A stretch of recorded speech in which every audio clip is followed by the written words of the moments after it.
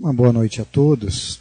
Nós rogamos aos benfeitores amigos que possam nos envolver, nos apoiar, nos inspirar, para que nós possamos refletir um pouco sobre esse tema que tanta importância tem nas relações humanas no dia a dia.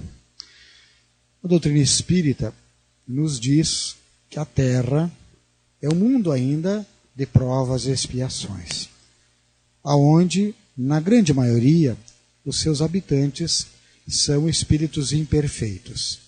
Quais as características principais de um espírito imperfeito?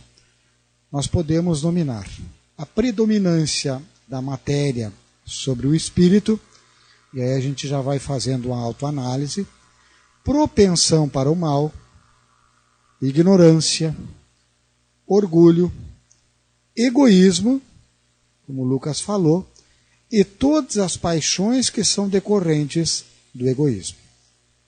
É claro que nesta propensão para o mal, nem todos os habitantes aqui na Terra, e ainda imperfeitos como nós, são essencialmente maus. Muitos, é verdade, há um pouco talvez de leviandade, de irreflexão sobre o sentido da vida, sobre a importância de nós questionar os nossos atos e colocarmos um crivo de melhoria contínua, de melhoria no relacionamento, de melhoria humana. Às vezes é mais quase que por uma malícia do que por uma verdadeira maldade, aquela propensão para o mal. Há aqueles que também ficam, podemos dizer, em cima do muro, né? São aqueles que não fazem nem o bem, nem fazem o mal. Como eles não fazem nem o bem, nem o mal, o que nós verificamos? Só pelo fato de não fazerem o bem, as suas atitudes acabam dando espaço para que o mal aconteça.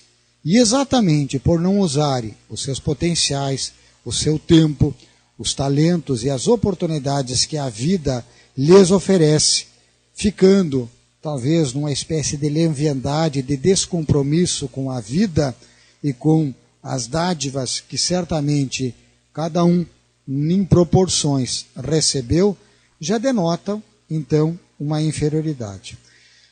Outros, ao contrário, também têm essa propensão ao mal e se rejubilam quando tem uma oportunidade de causar o mal para o outro. Há uma essência interna muito intensa, nós devemos acreditar, ou perceber, melhor dizendo, e isso acontece. Por isso, a gente precisa confiar, com certeza, mas confiar com certas precauções, com certos cuidados, pois que o mal ainda campeia nesse mundo, mesmo já em transição. Bem-aventurados os pacificadores, porque serão chamados filhos de Deus. É um dos capítulos que o Lucas citou do livro O Código do Monte, que o Sérgio desenvolve. E para desenvolver esta virtude do pacificador, ele diz nas suas conclusões, nas suas reflexões, que a grande virtude de todo pacificador é o altruísmo. E o pacificador, para que a gente entenda bem, é aquele que promove a paz. E que para promover a paz, ele no dia a dia, nas pequenas ações, na sociedade, em casa, no trabalho, no público ou no privado, ele age sem violência.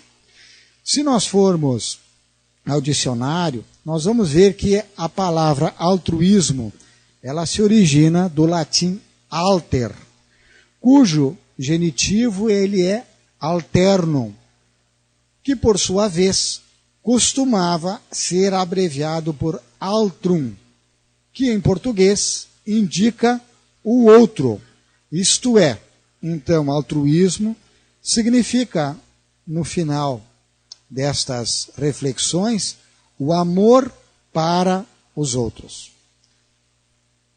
Quem mais pregou o amor para os outros, senão Jesus? Para muitos um profeta, para alguns um mito, para alguns um personagem histórico, para outros o grande fomentador das religiões cristãs, e para a doutrina espírita, conforme a questão 625, que Kardec pergunta: qual o modelo mais perfeito que Deus nos ofereceu? E a resposta mais curta das 1019 formuladas ao Livro dos Espíritos é essa: Jesus, e em algumas traduções, vede Jesus. E Kardec complementa que Jesus é o modelo e o guia ao qual a humanidade pode pretestar. A historicidade de Jesus, ela é discutida, as narrativas de Jesus são discutidas, mas os seus atos, que em essência trazem a lei de amor, são indiscutíveis por quaisquer das religiões ou de quem se debruce com o mínimo de seriedade sobre os seus relatos e sobre os evangelhos. Jesus resumiu a lei e os profetas em amar a Deus sobre todas as coisas e ao próximo como a si mesmo. E no momento final, antes do Calvário, reunido com os seus apóstolos, ele diz: conhecereis o mandamento, mas um novo mandamento vos dou. Amai-vos uns aos outros como eu vos amei, trazendo um padrão mais elevado, porque Jesus, em todas as narrativas e em todas as circunstâncias, mesmo aquelas difíceis, demonstrou sempre uma atitude de muita amorosidade.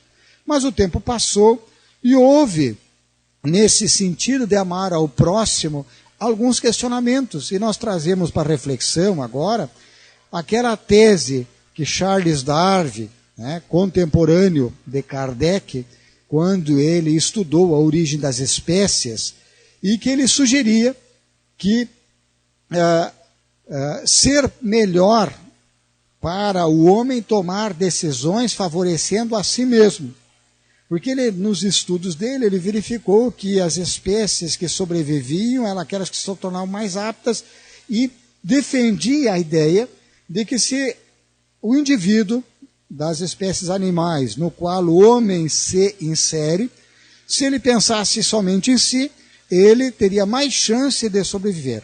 Por exemplo, alguém que esteja passando por uma casa e nesta casa ele observa que está em chamas e que de repente tem uma criança sozinha, indefesa, e que fatalmente vai ser consumida pelas chamas. O homem não pensa em si e entra enfrentando a fumaça, o fogo, e salva a criança. Darwin diz que esse é um comportamento que não é favorável para a evolução da espécie, que é um comportamento que evolucionariamente ele tende a causar prejuízo, e os indivíduos que tiverem esse comportamento não vão se reproduzir, não vão deixar os seus genes, ou têm uma chance muito maior de morrer. Então não haveria espaço para os heróis ou para o altruísmo. Pelo contrário, aquele que pensasse em si, diz: eu não vou entrar lá, porque de repente posso eu morrer. Entre eu e o menino, é melhor que ele morra e eu me salve. Entenderam? Os estudiosos, pelo contrário, algumas outras pesquisas mais recentes, estão trazendo ideias de que o altruísmo favorece, contrariando essa ideia de Darwin, também os altruístas, que é apenas uma visão. O que eles verificaram? Se todo mundo tivesse esse comportamento, como Darwin à época, defendia e defendeu no seu livro também A Origem do Homem, lançado em 1871, o que aconteceria? Se cada um pensasse somente em si, com certeza muitos coletivamente pereceriam, e talvez a humanidade, por não ser solidária, por não ter atitudes de altruísmo, não conseguisse sobreviver. E eles verificaram, pelo contrário, que o ser humano tem íncito dentro de si um desejo de ajudar, de solidarizar. Verificamos isso nos momentos de catástrofe. O homem se fecha nas grandes cidades, com grades, com alarmes, com os métodos que blindam para manter a violência, a insegurança e os maus, os que têm propensão para o mal, fora do seu mundo seguro, numa atitude prática, lógica e que acontece e que a gente verifica e vê até com uma certa normalidade e com uma certa necessidade nos dias atuais. Mas a gente verifica que acontece uma catástrofe, uma enchente, um terremoto, alguma situação em que há necessidade de receber o socorro e a comunidade, mesmo esses que estão tentando se proteger, naquele momento, eles se canalizam, eles se cotizam, eles fazem algo para ajudar. A humanidade, ela tende sim a ajudar ao próximo. A grande dificuldade é porque o mal campeia ainda com tanta intensidade, porque os bons ainda são tímidos, ainda são indecisos, ainda não têm a audácia dos que têm a propensão para o mal, e nesse agitar de transformação do mundo de provas e expiação para o mundo regenerador, o mal que ainda estertora e lança, como que num último ou em últimos, tentativas de suplantar o bem, de não permitir que as plantas do bem, que estão germinando fortemente em diversos locais, pontos do mundo, da cidade, dos corações humanos, encontrem a luz para se fortalecer, para frutificar, para se multiplicar, para darem os frutos que vão transformar esse mundo no mundo regenerador, fazem um esforço muito grande. Muitos espíritos que ficaram retidos em regiões ainda umbralinas durante um certo tempo para permitir que a humanidade tivesse algum tipo de avanço, foram libertados e receberam oportunidades reencarnatórias, algumas derradeiras, e eles, porque não entenderam ainda, porque trazem essa propensão ao mal, fazem todo esse barulho, todo esse esforço muito grande.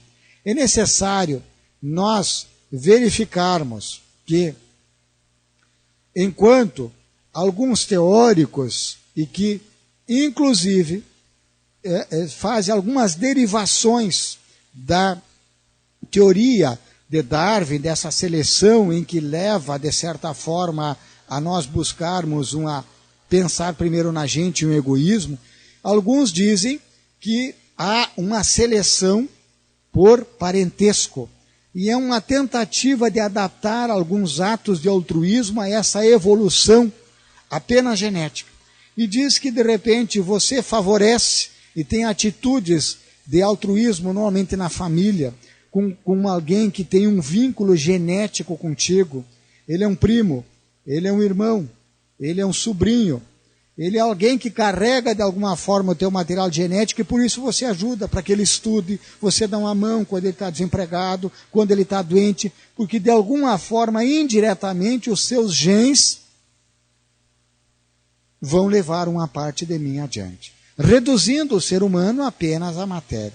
Outros dizem que esse altruísmo também está incorporado no mundo interno, mas que na verdade é uma troca. As pessoas fazem para receber um favor mais tarde. Fazem numa troca quase que como não necessariamente de dinheiro, mas de favores, de oportunidades. E eu ajudo o outro porque eu não sei se amanhã eu não vou precisar de ajuda. Quer dizer, eu não cobro imediatamente, mas pelo sim, pelo não é bom eu ter um seguro. Vai que eu esteja mal, então, quem sabe eu perca meu emprego, esse colega eu vou ser bom com ele, porque quem sabe mais tarde ele possa me indicar para um emprego. Quem sabe ele possa me livrar numa situação difícil. Então, que na verdade seria uma moeda de troca. Afirmam que quem é altruísta, então aos seus, ele não é generoso. Que quem é altruísta a alguém por interesse, ele na verdade é uma espécie de nepotismo. Mas será que nós podemos qualificar como altruísmo aquilo que fazemos com vista a uma retribuição futura? A gente observa que fica uma sensação de que, sob a pele de cordeiro do altruísmo, nós vamos sempre encontrar um lobo egoísta. Tá? Um biólogo americano, Michael Gieseling, ele já afirmou na década de 70 que cutuque, arranhe um altruísta e você vai ver que esse egoísta sangra. Quer dizer, contraria, mexe nos seus interesses mais profundos e você vai ver que ele é de sangue, de carne como os outros, que ele vai se desestabilizar. Na verdade, é uma demonstração de que na prática não é muito fácil você, ainda no mundo de provas e expiações, em que o materialismo, o individualismo ainda encontram um espaço muito grande, você sustentar valores de altruísmo, de amor ao próximo. Precisa-se ter uma convicção muito forte e saber por que eu estou fazendo. Não se esperar uma retribuição imediata. Talvez nem fazer pensando numa retribuição numa vida futura, mas fazer com uma convicção de propósito, de entendimento de que isso é da lei de Deus, e que nós estamos encadeados nesta lei. Por isso, o Espiritismo tem a tarefa de colaborar para o desenvolvimento moral da humanidade, o que vai ajudar aqueles corações que forem tocados a fortalecerem as suas ações no bem, a não serem levianos, descompromissados com a lei maior, a lei de trabalho, a lei de evolução, a lei de amor, de justiça e de caridade. Com isso, pelos esforços individuais que, somando-se coletivamente, vão fazer com que a Terra se eleve na hierarquia dos mundos. O egoísmo ainda é uma chaga da humanidade. É um alvo para que os espíritas procurem encontrar e gradativamente eliminar, mas dentro de si. Ele deve dirigir, então, os seus recursos, as suas forças e a sua coragem, combatendo o seu próprio egoísmo. O egoísmo, que é considerado por Emmanuel como o filho do orgulho e o monstro devorador de todas as inteligências, porque as domina, direcionando-as para o mal, se não o mal com a propensão, o mal pensado pelo mal, menos o mal leviano, o mal irresponsável, o mal malicioso. Dominando e direcionando para o mal, ele faz com que surjam a dor, o sofrimento. O egoísmo e o orgulho, então, são a fonte de todas as misérias humanas, porque levam o homem a pensar em si mesmo, somente em si, impedindo-o de fazer crescer o amor inerente que ele carrega dentro de si, que nós falamos que em determinados momentos parece que brota, como aquela plantinha que teimosamente encontra na frincha de uma rocha e contra todas as expectativas ela teima em crescer, ela teima em encontrar no mínimo da água, da chuva, no sol, em algum nutriente que possa vir com o pó, sustentar-se e cumprir o seu propósito. A Terra é um planeta surpreendente. Ele é um rico educandário, mas o único elemento ainda que destoa da natureza ainda é o homem. E o homem que está avassalado pelo egoísmo. O atual estado de espírito ainda do homem moderno, que tanto se preocupa com o bem-estar da vida, com ganhar bem, com o trabalho para enriquecer, ele constitui uma forte expressão dos valores espirituais na Terra, aonde a gente verifica muito ainda a inversão de todas as conquistas morais, em que aquele que às vezes abre a mão de uma conquista, de uma posição, do tempo, do lazer, dos recursos, é visto como, no mínimo, excêntrico, no mínimo como desconectado, por infelizmente ainda grande parte da humanidade. Mas Jesus disse que aquele que se propõe a vivenciar a lei de amor, por isso mesmo é cristão. e que ao cristão estava reservado o papel de ser o sal da terra. E o sal, com um pequeno esforço, ele muda o ambiente ao seu redor. Por isso, não desanimemos. Nada de inquietação com esse aparente egoísmo dominador. Nada de inquietação, de desânimo diante da crise moral do mundo. Nada disso. Os maiores obstáculos que Deus nos oferece como oportunidade para que a gente, com o coração, com determinação, faça os nossos esforços para a melhoria e para a transformação. A doutrina espírita expõe que, junto com essa eclosão dos sentimentos de egoísmo, de orgulho e do subsequente como materialismo, como personalismo, como individualismo, há muitos sentimentos sendo trabalhados. Temos as sementes no nosso coração. Temos a intelectualidade e a consciência nossa pode ser trabalhada pela reflexão, pelo amor. E se não o for dessa forma sensibilizada, em determinado momento será pela dor, pela oportunidade de aplicarmos as nossas escolhas e recebermos pela colheita daquilo que semeamos a oportunidade de avaliar se aquela semente, se aquela escolha, ela trazia no seu seio algo de bom, algo que enriquece, algo que transforma, algo que produz. Um autor americano, John Cronin, conta em sua obra, que se chama Pelos Caminhos da Vida, o exemplo de uma enfermeira, Olwen Davis, que aos 25 anos, recém-saída do seu curso prático de hospital, foi nomeada para o cargo de enfermeira visitante e para uma cidadezinha muito pequena, um lugarejo, numa região gélida.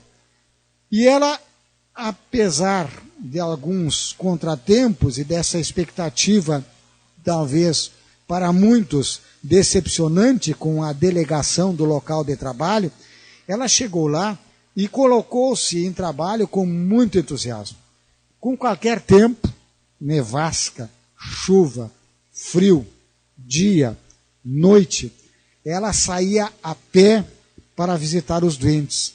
Ela seguia os vales, ela subia os montes, ela andava por lugares ermos, desertos, andava à noite. Tá? E o seu trabalho era dobrado porque o médico da localidade não era um bom profissional. E havia então muitos obstáculos. Owen teve que lutar para vencer a tentação que seguida lhe batia para se admitir, para não mais permanecer ali aonde parece que ela estava semeando num solo tão árido, tão desafiador, logo ela que era jovem, que acalentava tantos sonhos e que queria fazer algo de bom para o mundo e para os doentes, os aflitos, e muitas das suas ações eram barradas por aquela que era uma autoridade hierárquica maior, o médico. Houve um determinado momento em que surgiu uma epidemia de uma febre tifoide que atacou a pequena cidade. E ela foi até o responsável pela saúde pública a fim de buscar instruções para combater aquela epidemia. Irritado, o responsável despachou dizendo que o surto não era novidade, que a todo momento, em diversas localidades, as pessoas morriam pelo tifo e que ela não tinha que se preocupar, que isso não era a tarefa dela.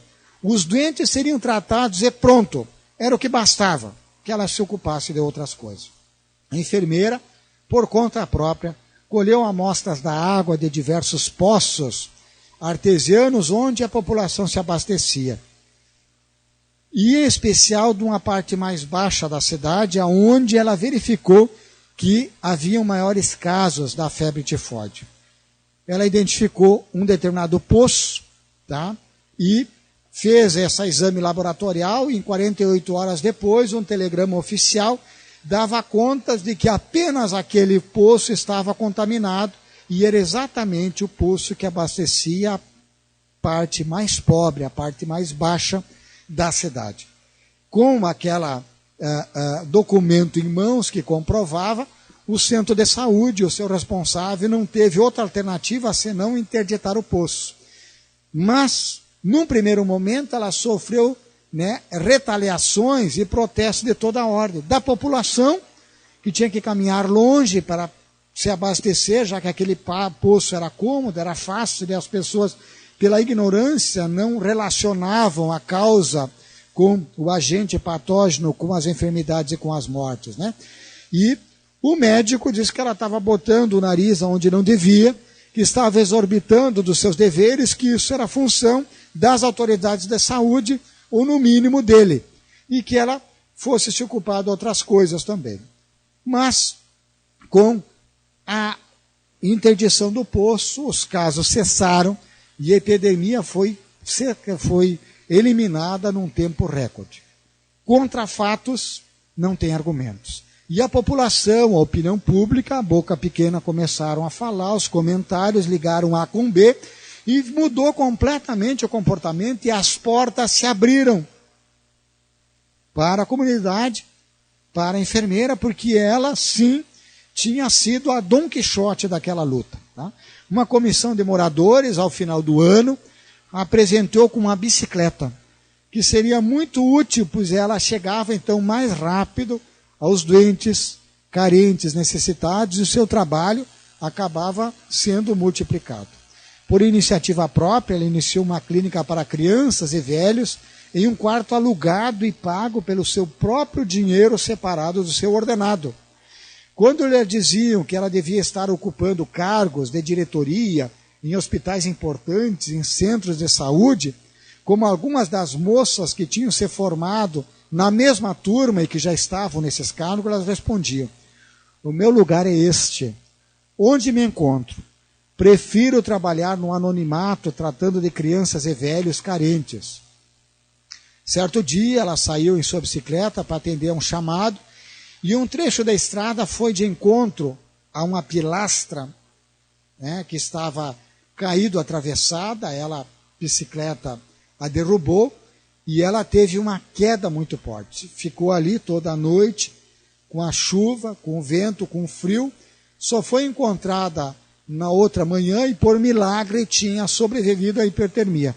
Foi levada a uma cidade, a um hospital de uma cidade maior, e lá eles constataram que ela tinha fraturado a sua coluna vertebral. Após uma série de cirurgias longas e complicadas, massagens, fisioterapia, né, e toda a técnica da época, ficou constatado de que nunca mais ela poderia andar. A enfermeira corajosa não se abateu, e assim que pôde, alguns meses depois, ela pediu para voltar ao seu trabalho, e numa cadeira de rodas, com o cabelo esbranquecido já pelos anos, pela idade, pelos cuidados, pelos esforços e pelos talvez poucos cuidados com si mesmo, mais magras e com as pernas cobertas por uma manta, mas ainda vergando o uniforme branco de enfermeira que tanto prezava, lá estava ela, firme no trabalho a benefício do próximo. Ela estava sempre cercada pelos doentes, na sua maioria crianças, e ela impelia a cadeira com as próprias mãos, forçando as rodas. Quando as pessoas lhe perguntavam como ela se sentia, ela sorria, traduzindo alegria e bem-estar, e dizia: não está vendo, eu estou ótima. Voltei ao trabalho ainda sobre um par de rodas. Para nós, talvez, fique a sugestão da gente recordar sobre as nobres aplicações dos valores, dos talentos que nós temos na nossa vida. A começar pela nossa visão, pela nossa palavra, pela nossa audição, pela possibilidade de nos movimentar, de pensar, de refletir, pela lucidez e por tantos outros. E retribuir de alguma forma, distribuindo bênçãos entre aqueles que talvez carreguem fardos maiores do que os nossos. Lembremos-nos sempre de que o homem, a mulher, cumpre o seu dever ama a Deus mais do que as criaturas e ama as criaturas mais do que a si mesmo. Esse é o princípio do pacificador, é o princípio do altruísmo. Que Jesus nos sustente nesta nossa jornada de autotransformação. Muito obrigado pela atenção.